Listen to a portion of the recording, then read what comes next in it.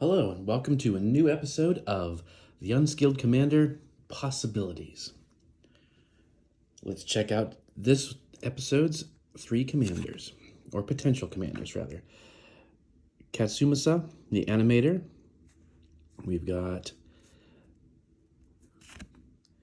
Lae'zel, Valakith's champion. And Giselle Goldmane. So, all right, starting over here, we've got Kasuma's the Animator is a 3/3 that costs 4 mana to play, 2 blue and 2 others. It has flying, so right there, that's good. Flying 3/3 for 4, that's pretty good, solid right there. The effect, though, is pay 2 and a blue until end of turn. Target non-creature artifact you control becomes an artifact creature and gains flying. If it's not a vehicle, it has base power and toughness 1/1 until end of turn. At the beginning of your upkeep, put a +1/+1 counter on each of up to 3 target non-creature artifacts. So I'm thinking, now again, this is going to be, most of these, in fact, all 3 of these are going to be monocolor decks, so that makes them difficult in terms of getting the land. I mean, you don't have to worry about land fixing in terms of getting the right colors at the right time, obviously, but getting a lot of mana out fast on blue and white is extremely difficult, at least for me, and in general, I know I've heard other players mention that as well. But for Katsumasa, I think the obvious play is to go for vehicles, make her kind of like a blue vehicle deck with lots of artifacts, rather, not enchantments, lots of artifacts or artifact creatures, because as it says, at the beginning of your upkeep, you can put 3 counters on put a counter on up to 3 target non-creature artifacts. So that means you have 3 vehicles out, you put +1/+1 counters on them, and then pay 2 or pay 3 total, and you don't have to tap. So that means you can keep paying that 3 for as much mana as you have, and target non-creature artifact becomes an artifact creature. So, and that's why it says if it's not a vehicle, it becomes a base power and toughness 1/1. So that means you get some good vehicles out there to like 6/5s and whatever. You know, all you gotta do is pay 3 mana. They're now creatures, and you don't have to crew them. Which means, so if you have a couple decent blue creatures out that have some sort of effects or buffs or anything that's, helping, or maybe just a big creature like one of the giant krakens or something, and then you have a bunch of artifacts and a bunch of vehicles, you can send the vehicles in without having to crew them, so that means you have extra creatures basically. And you could potentially even, make a 1/1 creature soul ring if you needed to get that extra 1 damage in. So I think that's the clear goal of that, is to go with the vehicle aspect, because it just makes sense, because otherwise, you spend like 10 mana to make a bunch of 1/1s with flying. Granted, that's awesome, but 1/1s, it's not going to really do it for you. But turning your 3/4 and your 6/5 and your whatever vehicles into creatures without crewing them, I think that's a pretty good move. So that's how I'd go about building that one.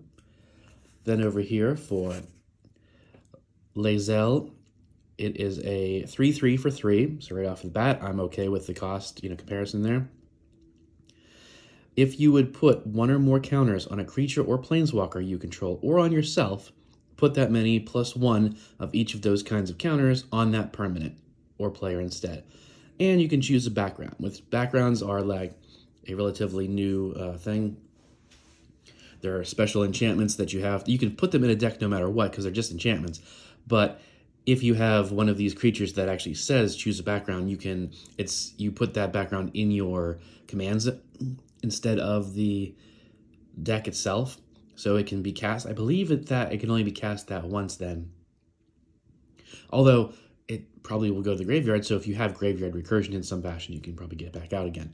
So those backgrounds tend to just buff commanders specifically and give the commanders extra abilities, which is cool.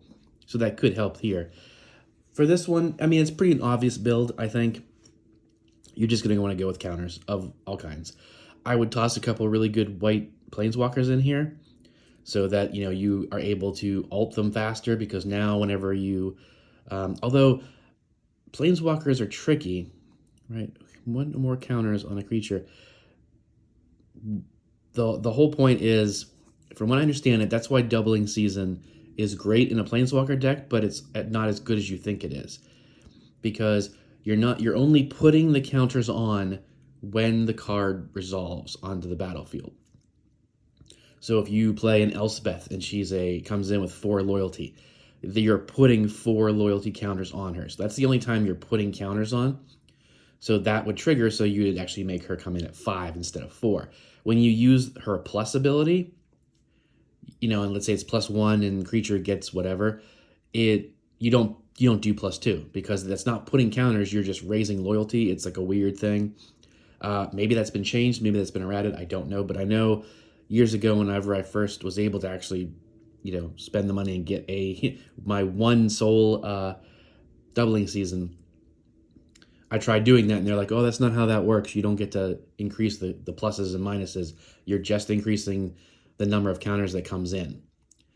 So it would double the counters when it comes into the battlefield, but not doubling anything when you're plussing and minus. So regardless, so I would still put up 1 or 2 good white Planeswalkers in here just for that at least, and then lots of spells and creatures that trigger +1/+1s on other creatures. Really, I would just go hard into that, lean into it full force, so that you've got creatures that are now ticking up to like 5-6 power. And hopefully some other effects, trample in white isn't as prevalent as other colors, so that's going to be tricky. But flying is pretty prevalent in white, so I would try and focus on flyers maybe, so that the +1s would have more effect and more impact on the game. And finally, Jezal Goldmane, a 4/4 for 4, so right there, and first strike. So those 3 things, I think, makes it worth it in and of itself. If it was just a 4/4 with first strike for 4 mana, I'd still say it was a pretty good card. But its ability, pay 5, attacking creatures you control get +X/+X until end of turn, where X is the number of attacking creatures. So again, it's a white deck. It's on par with like Kemba, because it would also be like a cat. It doesn't have to be a cat deck, but it's a cat commander.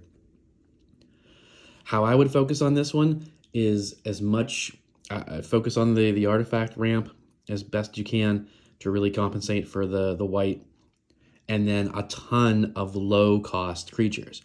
3 mana or less creatures. Like I wouldn't put anything bigger in unless it was like really good and had some sort of like game impacting effect, and then as much card draw as I could muster, because for me, I see this as oops, sorry, I bumped the table. I see this as, the first 3-4 turns are dumping ramp as much as you can with artifacts, right? Maybe a couple creatures to just, stop people from coming at you for those first 2 turns, 3 turns. Then I might not even play Goldmane on my 4th turn, even if I have the mana, or 3rd turn. It's a 4/4, so that is good early on. So if I had the right ramp and could get him out on turn 3, probably. But my thought is, I really would want the mana.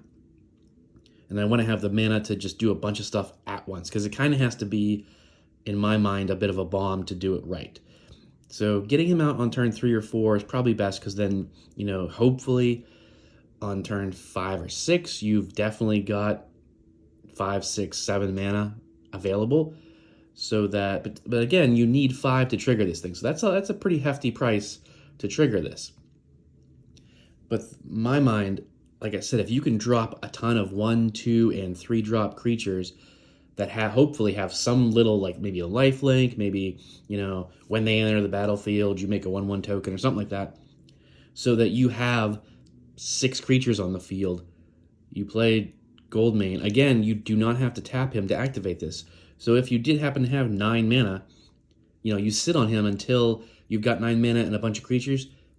You play Jezal, immediately pay the 5 and be like, hey, you have to go to attack, I believe. But so I would swing the board with everything I had, and then in response to swinging the board, tap 5 mana. Everything gets +6/+6. And now you've got 6, creatures that are minimum of 6/6, probably 7/7s, 8/8s, something around there, with hopefully lifelink or flying or first strike or something. That's a pretty hefty board state. I mean, right there, you're looking at like 36 damage. 6 times 6, right? Swing in on, you could almost kill somebody with one swipe. Now, of course, you're going to leave yourself open for the crackback. So depending on your life total and the board states of others, that full swing out's not necessarily advisable. But that's my mindset when I'm building this. That's how I would want Goldmane to go. It would be, like I said, a one smack turn type of thing. I would want to build the board state, get it ready for him, get the mana base ready, hopefully have like a Glorious Anthem out, giving everything +1/+1, and then drop Goldmane from the command zone, attack with everything, hit the buff, and just like wipe out 1 to 2 players like that. Not that it's easy that way in any sense. You might want to have a Teferi's Protection in hand for when someone and the mana to cast it. If someone's like, I'm going to board wipe in response to your attack, it's like, nope, phase out, never mind, But that's how I would go about building all 3 of these creatures. How would you do it? Would you take it into a different direction over here instead of vehicles? How would you do the counters over here? Would you try and focus on like experience counters on yourself for certain? I don't know what kind of white creatures have experience counters, but that generate experience rather and use it. So there's a lot of different options. Let me know in the comments, and I will see you next time.